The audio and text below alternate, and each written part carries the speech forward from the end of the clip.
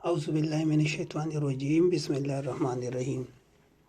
आज जो टॉपिक हम डिस्कस करेंगे वो है sp3 हाइब्रिडाइजेशन। इससे पहले टॉपिक में हमने पढ़ा था कि हाइब्रिडाइजेशन क्या होता है।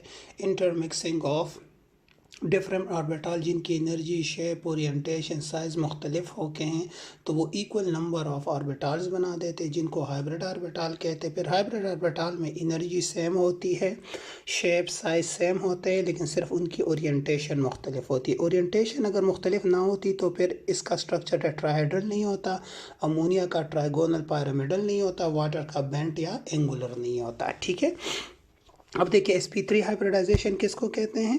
जब 1s and 3p orbital mix together to form 4 sp3 hybridise orbital. जब एक s और 3p आपस में कंबाइन हो जाए तो इसको sp3 हाइब्रिडाइज ऑर्बिटल कहते। फिर हमने ये भी पढ़ा था कि s एक एस 3p, ये एस कम्प्लीटली फिल्ड भी हो सकता है, हाफ फिल्ड भी हो सकता है, एम्प्टी भी हो सकता है। सो हाइब्रिडाइजेशन में मिक्सिंग के लिए ये ज़रूरी नहीं है कि सिर्फ हाफ फिल्ड ऑर्बिटल हो, कम्प्लीटली फिल्ड भी हो सकते हैं, हाफ फिल्ड भी और एम्प्टी भी हो सकते हैं।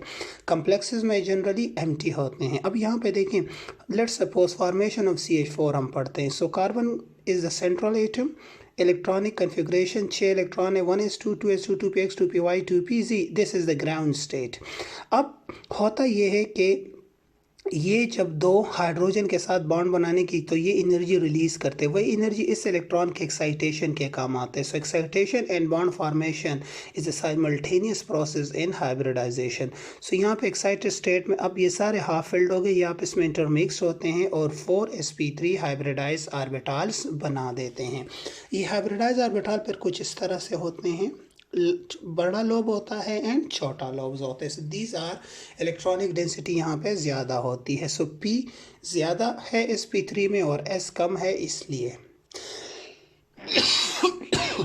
अब यहाँ पे अगर आप देखें सो 4 sp3, अब इस कार्बन के पास 4 sp3 हाइब्रिड ऑर्बिटल है और हमें पता है सब में एक एक इलेक्ट्रॉन है। सो इलेक्ट्रॉन ख़ुद को ऐसे अरेंज करेंगे कि इनके दरमियान रिपल्शन मिनिमम हो। सो वो एक ही है और दैट इज़ टेट्राहेड्रल एंगल्स। सो यहाँ पे टेट्राहेड्रली ये सारे ऑर्बिटल्स अरेंज होंगे। फिर इनके साथ क्या आएगा, हाइड्रोजन आएगा। सो जब हाइड्रोजन आएगा तो sp3 और s ओवरलैपिंग के ज़रिए एक सिग्मा बॉन्ड बना देगा, फिर दूसरा, फिर तीसरा और फिर चौथा। Bond angle 109.5 and the geometry will be tetrahedral. अब इसमें अगर आपसे कोई पूरी s कैरेक्टर कितने हैं, सो देखिए s ऑर्बिटल्स कितने, 1 और p 3 है। सो टोटल 4, सो 1/4 × 25% s और यहाँ पे 75% p कैरेक्टर होगा। अब यहाँ पे अगर आप देखिए फॉर्मेशन ऑफ अमोनिया तो इसमें भी sp3 हाइब्रिडाइजेशन। अब यहाँ पे देखिए 7 इलेक्ट्रॉन है, 1s2 2s2 2px 2py 2pz। ठीक है, सो यहाँ पे ग्राउंड स्टेट, फिर एक्साइटेड स्टेट भी इसी तरह होगा। अगर ये इलेक्ट्रॉन इधर आ जाए, इधर आ जाए, इधर आ जाए, कोई फ़र्क नहीं पड़ता। सो उसी तरह हमने एक्साइटेड स्टेट, फिर ये एक s और 3p कंबाइंड होते हैं। सो यहाँ पे सिर्फ एक है, यहाँ ऊपर सब में एक एक इलेक्ट्रॉन है। यहाँ पे इस एक sp3 में 2 इलेक्ट्रॉन है इनमें, तो यहाँ पे जो s कैरेक्टर होता है वो थोड़ा क्या होगा, यहाँ पे s कैरेक्टर जो अमोनिया में है वो थोड़ा ज़्यादा होगा क्योंकि s के दोनों इलेक्ट्रॉन इन्वॉल्व है यहाँ पे। सो s character will be more. So s character यहाँ पे 32% होता है और p कैरेक्टर 68% होता है instead of 25 and 75%। So ammonia में अब इसके पास 4 sp3 है तो चारों क्या टेट्राहेड्रली अरेंज हो जाएंगे, लेकिन यहाँ पे 3 बॉन्ड्स बना रहे हैं। देखें, सो sp3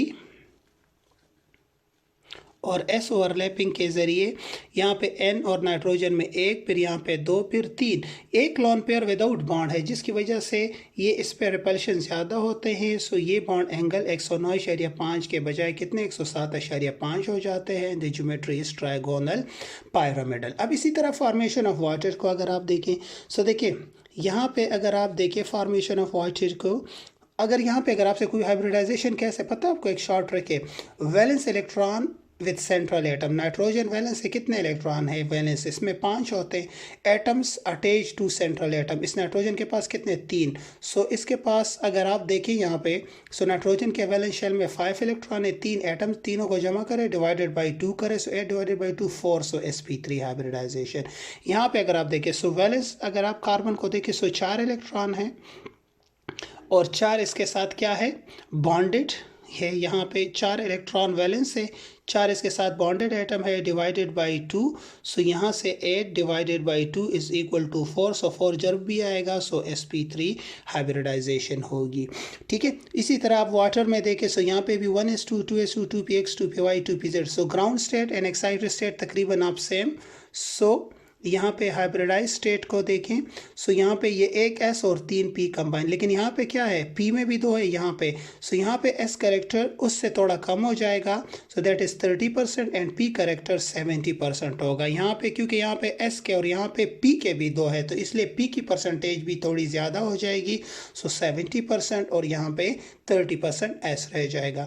यहाँ पे भी जो नाइट्रोजन है या ऑक्सीजन है, सो इसके भी चारों ऑर्बिटल इसी तरह रेगुलर टेट्राहेड्रली अरेंज्ड होंगे, लेकिन यहाँ पे बॉन्डेड एटम 2 है, सो ये एक दूसरे के नज़दीक और ये लॉन पेयर वाले जो है एक दूसरे को रिपेल करेंगे, सो ये यहाँ पे रिपल्शन ज़्यादा होगी, सो ये बॉन्ड एंगल मज़ीद कम हो जाएंगे 104.5 और इसका स्ट्रक्चर एंगुलर या बेंट होगा। क्या होगा, एंगुलर